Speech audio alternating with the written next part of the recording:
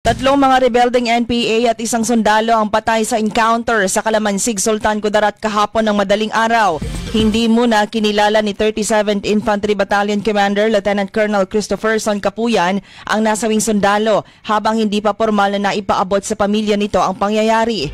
Nagpapatrolya ang Army sa Barangay Dato Ito Andong, Calamansig nang makasagupan nila ang mga NPA na pinamumunuan ni Eusebio Cranzo alias Agaw.